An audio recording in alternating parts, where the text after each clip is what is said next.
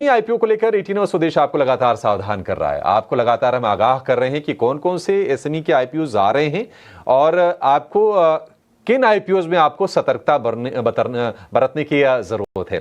इसी कड़ी में आज हम और कई आईपीओज की चर्चा करेंगे।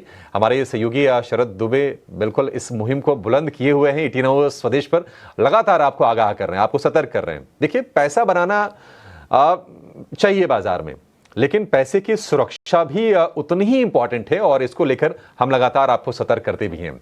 शरद हमारे साथ जुड़ गए हैं। शरद, गुड मॉर्निंग। बताइए आज कौन सी लिस्ट लेकर आए हैं और क्या आप कैसे आगाह करेंगे आप निवेशकों को?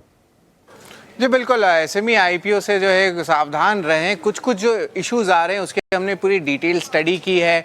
हमने जो है इन्वेस्टिगेटिव क्वेश्चंस भी रखा और सारे जो हमारे क्वेरीज आते हैं, जो कंसर्न्स हो सकते हैं रिटेल इन्वेस्टर्स के लिए, उनको जो है हम कंपनी को मेल भी करते हैं, उनके मर्चेंट बैंकर से भी बात करने की कोशिश करते हैं।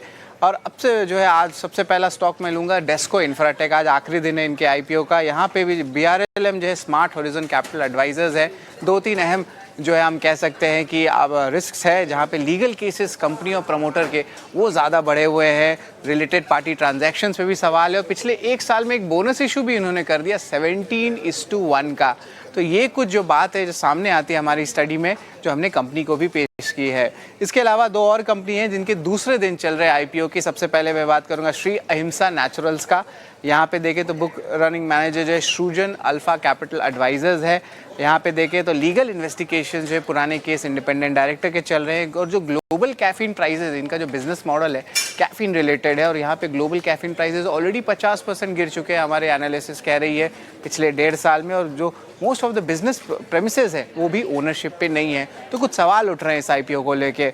एटीसी एनर्जीज की बात करें तो यहाँ पे जो है मर्चेंट बैंकर है इंडो ओरिएंट फाइनेंशियल सर्विसेज। यहाँ पे majority business 2 promoter related entity से ही आ रहा है। तो इसका एक इंपॉर्टेंट रीज़न है ऐसा क्यों आ रहा है। इसके अलावा ग्लोबल टैरिफ चेंजेस जो हो रही है उसके कारण भी जो है कंपनी के बिजनेस मॉडल को इम्पैक्ट पड़ सकता है। और अभी तक कोई बड़ा ऑर्डर कैपेक्स का भी कंपनी ने नहीं दिया है। तो ये तो 3 एसएमई आईपीओ हो गए जो ऑलरेडी इनके इशू चल रहे हैं। और आज एक और एसएमई आईपीओ का इशू खुल रहा है, उसका नाम है आइडेंटिक्स वेब।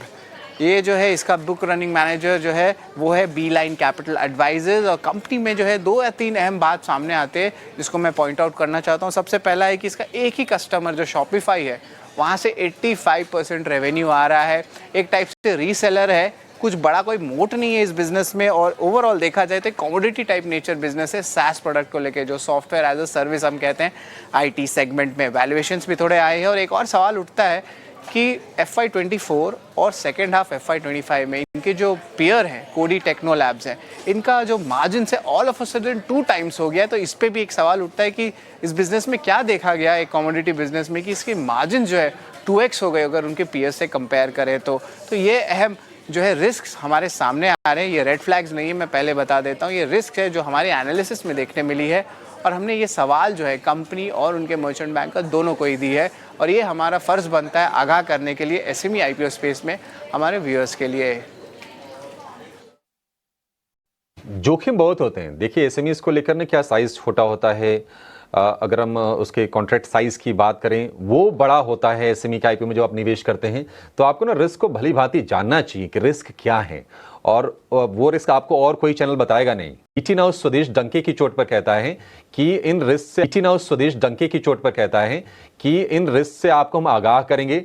हाँ, अगर कहीं कोई अच्छी कंपनी आती है तो उसके बारे में भी हम बताएंगे कि हाँ यह कंपनी अच्छी है, लेकिन जो चुनौतियां हैं और जो जोखिम है उन दोनों को आपके सामने रखने का हमारा फर्ज बनता है और इस जिम्मेदारी से हम भली भांति वाकिफ भी हैं। शरद ये रोज काम आपके लिए कर रहे हैं। शरद, बहुत शुक्रिया आपका आज फिर से एसएमई के आईपीओ को लेकर इस डिस्कशन करने के लिए।